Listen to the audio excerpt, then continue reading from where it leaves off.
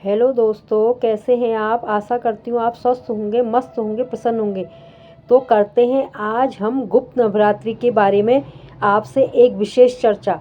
गुप्त नवरात्रि दोस्तों साल में 2 बार आती है। एक आती है ये माघ मास में और एक आती है ये आषाढ़ मास में। वैसे 2 नवरात्रियाँ होती हैं, एक को प्रकट नवरात्रि कहते हैं जो आपकी चैत्र शुक्ल पक्ष प्रतिपदा को आती है और दूसरी आती है आपकी अशोज यानी कि अश्विनी महीने में। तो गुप्त नवरात्रियाँ जो है गुप्त तरीके से ही करी जाती हैं, जिनका तरीका होता है गुप्त तरीके से इन नवरात्रियों का व्रत करना, कोई दिखावा न करना। माता रानी के व्रत 9 दिन के इसमें किए जाते हैं। इसमें जो है बड़े श्रद्धा और विश्वास के साथ माता रानी का पूजन किया जाता है। सबसे पहले सवेरे नहा धो करके स्वच्छ वस्त्र पहन के मंदिर में प्रवेश किया जाता है। उसके बाद माता रानी को एक घी का दीपक अर्पित किया जाता है। घी का दीपक अर्पित करने के बाद जो है आप माता रानी को फिर आप रोली का टीका लगाएंगे। माता रानी को रोली का टीका लगाने के बाद अक्षत वगैरह माता रानी को चढ़ाए जाएंगे। फिर उसके बाद आप माता रानी को जो है एक लाल फूल अर्पित करेंगे। देखिए, माता रानी को लाल फूल बहुत प्रिय है, वो माता रानी का बहुत प्रिय लाल फूल है जो आप माता रानी को अर्पित करेंगे बड़े श्रद्धा और विश्वास के साथ। अर्पित करने के बाद आप माता रानी को भोग लगाएंगे। कुछ ना कुछ जो भी आपकी श्रद्धा है आप माता रानी को भोग लगाइए।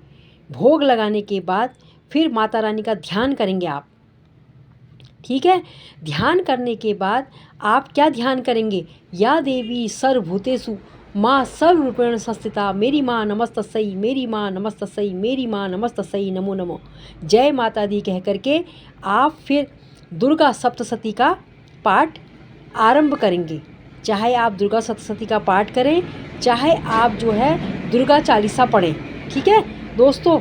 तो ये करा जाता है। इसमें दुर्गा चालीसा का पाठ जो है माता रानी का 9 दिनों तक आप बहुत श्रद्धा और विश्वास के साथ करेंगे। कपूर की आरती जलाएंगे माता रानी के आगे। माता रानी को लौंग और इलायची का भोग लगाएंगे प्रतिदिन। फिर उसके बाद माता रानी का जो है आपके मन में जो भी माता रानी के लिए आपने जिस भी उद्देश्य से माता रानी का ये गुप्त नवरात्रि करके हैं इसको आप करेंगे। इसको दिखावा करके नहीं किया जाता है, ये गुप्त तरीके से ही माता रानी का किया जाता है। तो माता रानी के ये गुप्त नवरात्र बहुत विशेष माने जाते हैं, ठीक है दोस्तों। तो इसमें जो है 9 आप रूपों की पूजा करेंगे।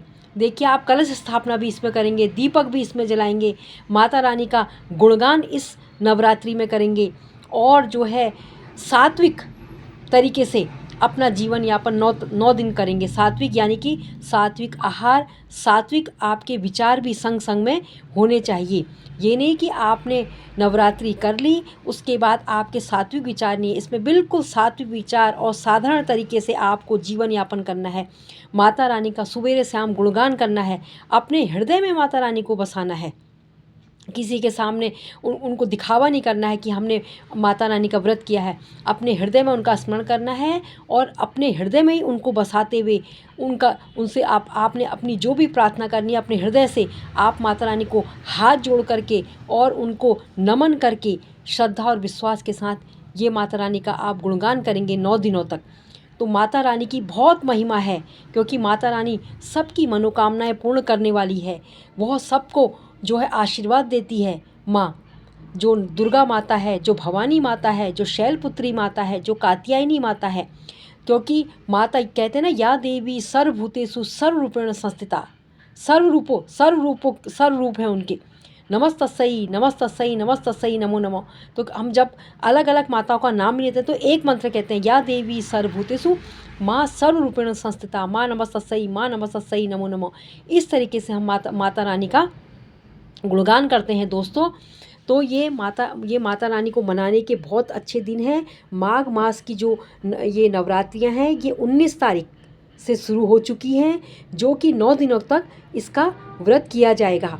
अब आप अपनी अलग अलग मनोकामनाओं के लिए अलग अलग तरीके से माता रानी को मना सकते हैं। जैसे आपके पास धन की कमी है तो धन के लिए माता रानी को लौंग का दिया जलाएं। और दूसरा, अगर आपके लिए लौंग का दिया जलाएं। अगर आपके घर में बच्चों की शादी नहीं हो रही है तो माता रानी को लाल चुनरी चढ़ाएं। और अगर मान लीजिए आपको दुख तकलीफ है तो माता रानी को रोज़ एक नारियल चढ़ाएं।